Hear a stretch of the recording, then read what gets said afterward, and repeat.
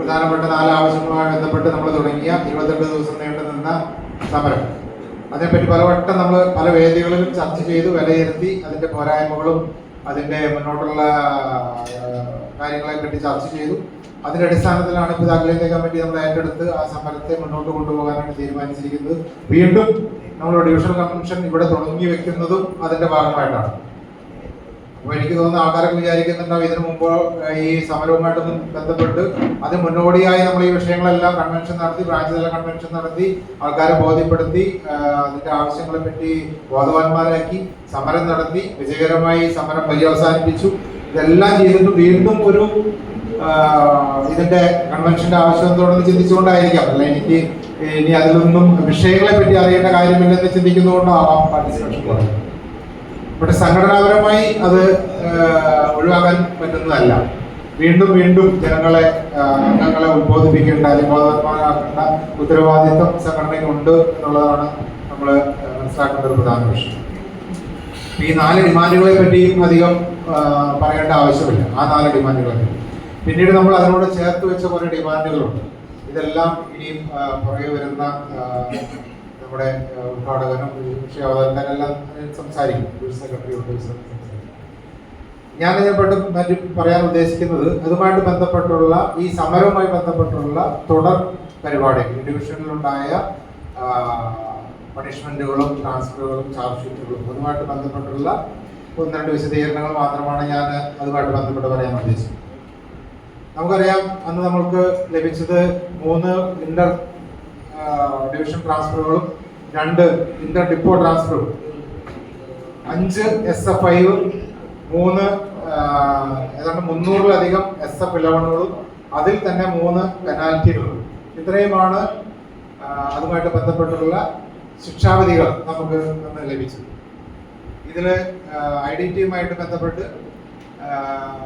ഉള്ള വിഷയങ്ങൾ നമ്മൾ അതാത് സമയത്ത് അപ്ഡേറ്റ് ചെയ്തിരുന്നു. അതിപ്പോഴും കോടതിയുടെ പരിഗണനയിൽ തന്നെയാണ്. അന്തിമ വിധി വരാനിരിക്കുന്നതേ ഉള്ളൂ. എന്നിരുന്നാൽ തന്നെയും ആ ട്രാൻസ്ഫർ ചെയ്യപ്പെട്ട തൊഴിലാളികളെ നമുക്കിവിടെ നിലനിർത്താനും അവരെ ഡ്യൂട്ടിക്ക് ജോയിൻ ചെയ്യിക്കാനും എല്ലാം സാധിച്ചു എന്നുള്ളതാണ് പ്രധാനപ്പെട്ടതായിട്ടും എടുത്തു പറയേണ്ട ഒരു കാര്യം.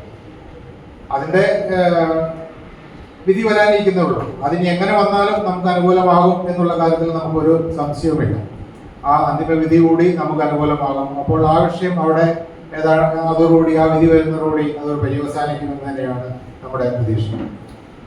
മറ്റൊന്ന്, ഇതുമായിട്ട് ബന്ധപ്പെട്ട 5 പേർക്ക് നൽകിയ മേജർ പെനാൽറ്റി ഷീറ്റുകളാണ് 5 SF5.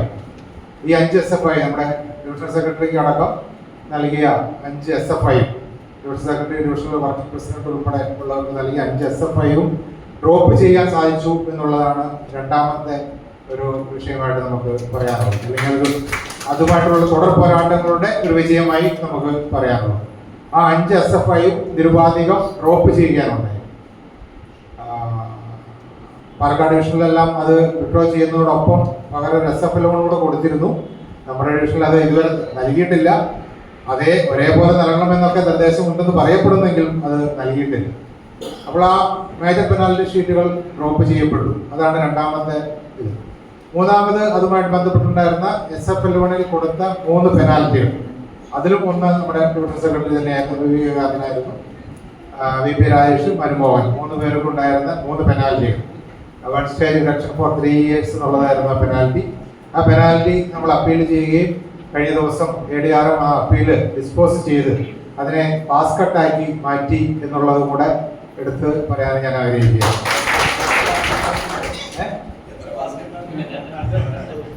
അത് രണ്ടാമത് പറയേണ്ട കാര്യം, അത് പറഞ്ഞു തീർന്നില്ലല്ലോ. പാസ് കട്ട് ആക്കാനുള്ള കാരണം അത് നമ്മളുടെ റിപ്പീറ്റഡ് ആയിട്ടുള്ള നമ്മുടെ സമ്മർദ്ദമാണ്. അതായത് അന്ന് ഈ പെനാൽറ്റി കൊടുക്കുന്നു, SF5 പെൻഡിങ് നിൽക്കുന്നതുകൊണ്ടും ഈ പെനാൽറ്റി ഇമ്പോസ് ചെയ്യപ്പെടുകയും ചെയ്തുകൊണ്ട് നമ്മുടെ ഡിവിഷൻ സെക്രട്ടറി വിവേകാനന്ദനുള്ള LPM പ്രൊമോഷൻ തടയപ്പെടുകയുണ്ടായി.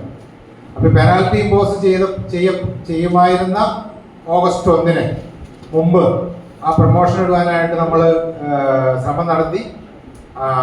അത് നമുക്ക് ജൂലൈ 31-ാം തീയതി പ്രൊമോഷൻ ഓർഡർ റിലീസ് ചെയ്യാൻ സാധിച്ചെങ്കിൽ പോലും SF5 പെൻഡിങ് എന്നതിൻ്റെ പേരിൽ ആ പ്രൊമോഷൻ വീണ്ടും തടയപ്പെട്ടു. അപ്പോൾ അവിടെ ശരിക്കും ഗംഗാറിന്റെ പ്രൊമോഷൻ അവിടെ തടയപ്പെടുകയുണ്ട്.